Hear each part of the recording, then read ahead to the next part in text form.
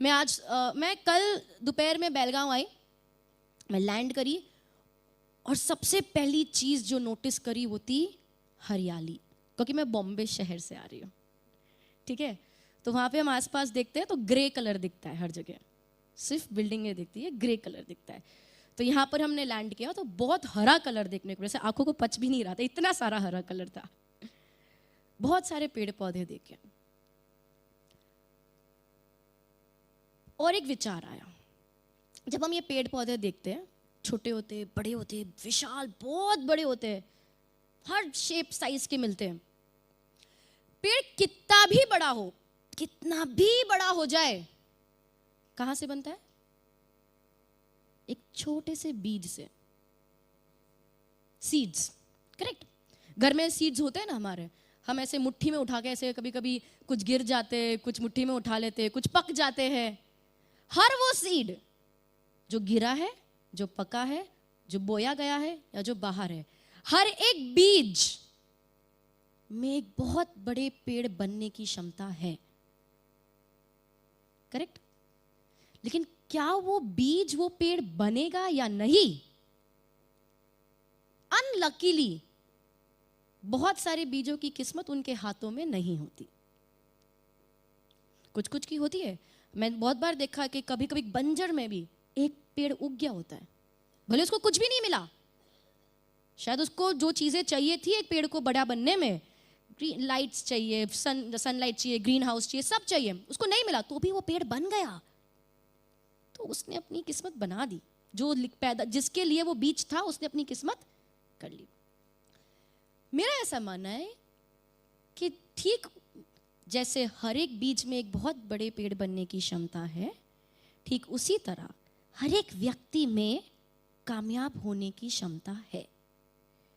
कामयाबी का मतलब क्या, वो सबका अपना अपना, मैं वो नहीं डिफाइन करूंगी यहाँ पे कि कामयाबी ये होती है क्या वो होती है, नहीं।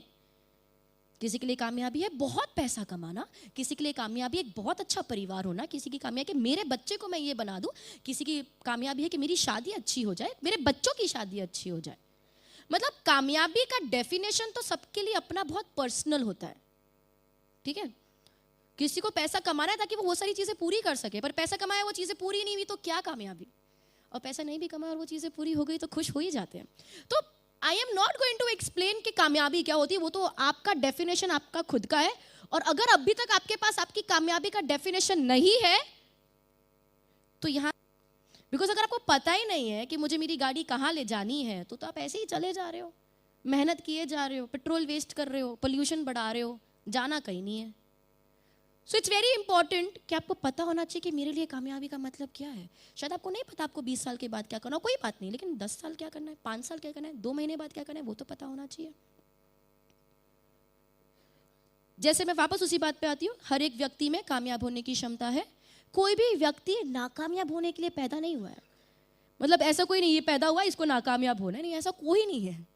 लाइक एवरीबडी, कितने भी बड़े घर में हो, कितने भी छोटे घर में हो, अमेरिका में हो कि भटिंडा में, डजंट मैटर, हर एक व्यक्ति पैदा ही होता है कामयाब होने के लिए। अच्छी बात यह, बीजों की तरह, जैसे बीजों में क्षमता नहीं है कि अपनी तकदीर खुद लिखे, इंसानों में वो क्षमता है कि हम हमारी तकदीर लिख सकते हैं। कामयाब होने के लिए तो पैदा हुए ही है, वो तो पता ही है, लेकिन बनाने के लिए अपन को जो भी वो चीजों की जरूरत है हम वो ले सकते हैं। मेरा आज का सेशन थोड़ा उन चीजों पे फोकस है कि किस तरह से हम अपने आप को ट्रेन करें कामयाब होने के लिए। करेक्शन, किस तरह से हम अपने माइंड को ट्रेन करें वो पाने के लिए जो हम पाना चाहते हैं। मेरा आज का सेशन है माइंड ट्रेनिंग पे, पर्सनल डेवलपमेंट में। पर्सनालिटी डेवलपमेंट नहीं, पर्सनालिटी आपकी खुद की अपनी है। पर्सनल डेवलपमेंट, आप जो हो, इसके अंदर बहुत सारी चीजें थी, habits, nature, attitude, character, confidence, सब कुछ। हम थोड़ा उस पर बात करेंगे। मैं बहुत सारी ऐसी बात बोलूँगी, शायद आपको नोट्स लो तो आप अच्छा है, नहीं लो प्रॉब्लम नहीं, क्योंकि मैं नहीं चाहती आप कुछ मिस करें। तो जो इंपॉर्टेंट पॉइंट्स है मेरे टॉक के, उसको मैंने इंग्लिश में और कन्नड़ा में प्रिंट कराया हुआ है, वो नोट आपको मैं सेशन के बाद दूंगी। तो आपको पूरे सेशन में ये सोचने की जरूरत नहीं अरे यार मैं ये पॉइंट लिख लूँ, आपको वो पॉइंट्स मिल जाएंगे। नाउ लेट्स पॉइंटर कहाँ है?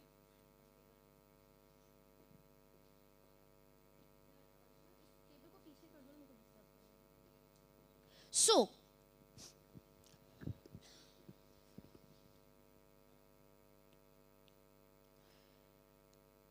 जो भी हर व्यक्ति में पॉजिटिव और नेगेटिव्स होते हैं, आप में बहुत सारे पॉजिटिव्स है, लेकिन मैं अभी उस पर फोकस नहीं करने वाली, क्योंकि वो तो है ना। हम थोड़ा सा फोकस करेंगे उन चीजों पे जिस पे हमें वर्क करना है, ठीक है? अगर आपकी लाइफ में कोई इशू है आज, वो कुछ भी हो सकता है, जैसे आपको बहुत गुस्सा आता है, या स्ट्रेस मैनेज नहीं हो पाता, या कॉन्फिडेंस की कमी है, या लोगों के सामने कॉन्फिडेंटली बात नहीं कर पाते, कस्टमर को कन्विंस नहीं कर पाते, जो भी इशू हो सकता है। अगर आपकी लाइफ में आज कोई भी इशू है, पर्सनल हो, प्रोफेशनल हो, इमोशनल हो, स्पिरिचुअल हो, डजंट मैटर, ये इशू आप में तब नहीं थे जब आप पैदा हुए थे, ये इशू आप में तब नहीं थे जब आप 4 साल के थे, ये इशू आप में तब नहीं थे जब आप 10 साल के थे, शायद ये इशू 4 साल पहले भी नहीं होंगे, या उस इंटेंसिटी पे नहीं होंगे जो आज है। हर दिन वही प्रॉब्लम की इंटेंसिटी बढ़ रही है, कुछ बदल नहीं रहा है, लेकिन इंटेंसिटी ऑफ द प्रॉब्लम बढ़ रही है। तो हम पहले समझेंगे कि हम आज जो है वो हम कैसे बने, और फिर हम समझेंगे कि हम जो बनना चाहते हैं वो हम कैसे बनेंगे, ठीक है? Where is the laptop? Okay. Cycle of conditioning. Conditioning का मतलब है ट्रेनिंग, किसी को हम कंडीशन करते हैं। आज हम सब कंडीशन हो गए, ट्रेन हो गए कि अगर ये चीज़ होती है तो हमें ऐसा ही रिएक्ट करना है। हमको वो ट्रेनिंग मिल चुकी है, वो कंडीशनिंग हो गई है हमने हालातों से, सिचुएशन से, सर्कमस्टेंसेस से, अपब्रिंगिंग से, माता पिता से, माहौल से, जो भी हुआ हो, लेकिन हमारा नेचर अब वैसा बन गया है जैसा आज है। तो ये लाइट बंद कर दो, बिकॉज मुझे पीपीटी पे फोकस चाहिए। हाँ, तो सबसे पहली चीज जो शुरू हुई थी वो है स्पीच, हमारी भाषा। हमको समझ भी नहीं पड़ता था तब हम बोलते थे, हमको नहीं समझ पड़ता था हम क्या बोल रहे। किसी ने बोला बनाना, हमने बोल दिया बनाना। बनाना क्या पता नहीं, बस बोला, हमने रिपीट कर दिया। करेक्ट। यहां पर जब मैं स्पीच बोल रही हूं, I include all kinds of speeches in that. मेरी स्पीच मतलब आप खुद जो बोल रहे हो, सामने वाला आपको जो बोल रहा है, आप टीवी पे जो सुन रहे हो, हर एक तरह की भाषा इस स्पीच पे इंक्लूडेड है। अब जो भी हम बोलते हैं, हमारे विचार उस चीज से प्रभावित होते हैं। करेक्ट। यानी कि अभी मैं कुछ बोल रही हूं और मैं उम्मीद रख रही हूं कि आपके विचार उससे प्रभावित हो रहे हैं। अगर मैं अभी सलमान खान के बारे में बात करने लग जाऊं कि शादी क्यों नहीं हो रही, क्यों नहीं करता, सबके दिमाग में अब सलमान खान है। यानी जो भी मैं बोल रही हूं आपके विचार अभी उस पर चल रहे हैं, क्योंकि आप मुझे सुन रहे हो। ऐसा ही नहीं, जब मैं आपको बोलती हूँ मेरे मन में भी वही चीज आती है। तो स्पीच इन्फ्लुएंसेस थॉट्स, जो भी हम बोलते हैं हमारे विचार उस चीज से प्रभावित होते हैं। ये विचार कहां पर होते हैं? माइंड में। जो भी मैं बोलती हूं मेरे विचार उससे प्रभावित हो जाते हैं। ये विचार मेरे मन में आते हैं। मेरा मन कहां पर है? Where is my mind? Where is my mind? कोई भी, हम इंटरैक्टिव रखेंगे इसको। कुछ भी सवाल है, मैं इंटरैक्ट पूछ रही हूं, आप जवाब दे सकते हैं। माइंड कहां है, या माइंड क्या करता है? जो भी आपके मन में आता है।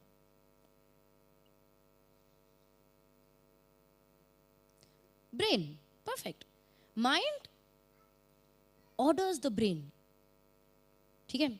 अब माइंड और ब्रेन का थोड़ा और क्लैरिफिकेशन मैं इसको समझाने के बाद आपको दूंगी। ब्रेन क्या करता है? हमने सेकंड स्टैंडर्ड में पढ़ा है। ब्रेन क्या करता है? Orders the body. Very very basic science. Brain orders the body and this body is you. हम, ये क्या है? ये सुहानी का शरीर है, ठीक है, वो दिलीप जी का शरीर है। We identify ourselves through our bodies. हमारी पहचान अभी हमारा शरीर है। तो इस साइकिल को थोड़ा अच्छी तरह से समझना बहुत जरूरी है। ओके। स्पीच, जो भी मैं बोलती हूँ मेरे विचार उससे प्रभावित होते हैं। ये विचार मेरे मन में जाते हैं, मेरा माइंड मेरे ब्रेन को बोलता है, ब्रेन मेरे बॉडी को ऑर्डर करता है और ऑटोमेटिकली वो चीज होती है। Just a quick clarification mind और ब्रेन के बीच में। माइंड क्या है? कॉन्शियसनेस है। बेसिकली माइंड कुछ नहीं है। Mind is a myth. एक बहुत ही ह्यूमन मेड कॉन्सेप्ट है कॉन्शियसनेस का, पर वो इसलिए बनाया गया ताकि हम चीजों को आसानी से समझ पाए। लेकिन बोले माइंड कहाँ है? Just a process. माइंड एक प्रोसेस है और कुछ नहीं है। ब्रेन एक ऑर्गन है, ठीक है। अगर मैं सारी इनवॉलंटरी फंक्शंस बोलूं, कि मैं बोलूं कि मुझे सांस, अरे मैं सांस लेना भूल गई, अरे मेरा दिल धड़कना भूल गया, नो, मुझे इसमें कॉन्शियस एफर्ट डालने की जरूरत नहीं है। ये ब्रेन अपने आप करेगा। करेक्ट? लेकिन अगर मुझे इस पॉइंटर को मेरे राइट हैंड से लेफ्ट हैंड में लेना है तो क्या मेरा ये ब्रेन अपने आप करेगा? नहीं करेगा, ये मुझे कराना पड़ेगा. It is a voluntary action. Correct? तो ये ब्रेन को किसने बोला कि पॉइंटर इस हाथ में लेना है? माइंड ने बोला. माइंड को कैसे पता चला? मेरे विचारों से पता चला. समझ पड़ रहा है थोड़ा डिफरेंस? मतलब mind is more like my इच्छा, मेरी कॉन्शियसनेस, और ब्रेन इज फंक्शन, मशीन है जो बॉडी को ऑर्डर देती है. सो कमिंग बैक, जो भी मैं बोलती हूँ मेरे विचारों से प्रभावित होते हैं, वे विचार मेरे मन में जाते हैं, मेरा माइंड मेरे ब्रेन को बोलता है, ब्रेन बॉडी को ऑर्डर करता है और ऑटोमेटिकली वो चीज होती है. मैं थोड़ा एम्फेसिस देने वाली हूँ इस साइकिल पे क्योंकि ये साइकिल ही मेरे पूरे सेशन का सार है. ये समझ लिया तो सब कुछ समझ जाएंगे. मेरा अभी आप लोगों से एक सवाल है, कोई भी जवाब दे सकता है. मेरा हाथ यहां से यहां हिला. मेरा सवाल है, मेरा हाथ कैसे हिला? दो कारण है मेरे हाथ हिलने के. पहला कारण क्या है? मेरा विचार. मेरे को मन में आया कि मुझे मेरा हाथ हिलाना है तो ही हिलेगा, अपने आप तो नींद में तो नहीं हिलेगा ना. ठीक है. दूसरा रीजन क्या है? Power of order from the brain. दो रीजन हुए तो ही हाथ हिला. मेरी इच्छा है हाथ हिलाना और मेरा ब्रेन का कैपेसिटी है बॉडी को ऑर्डर करने का. अगर मेरा ब्रेन किसी तरह डैमेज हो गया तो मेरी इच्छा भी अगर हो, मैं पैरालाइज्ड हो जाऊंगी, मेरा हाथ नहीं हिलेगा. और मेरा ब्रेन नॉर्मल फंक्शन कर रहा है लेकिन मेरी इच्छा ही नहीं है हाथ हिलाने की, नहीं हिलेगा. तो दोनों जरूरी है. मेरी इच्छा यानी कि मेरे विचार जो मेरे मन में जाएंगे, फिर मेरा माइंड मेरे ब्रेन को बोलेगा, ब्रेन बॉडी को ऑर्डर करेगा और ऑटोमेटिकली हाथ हिलेगा.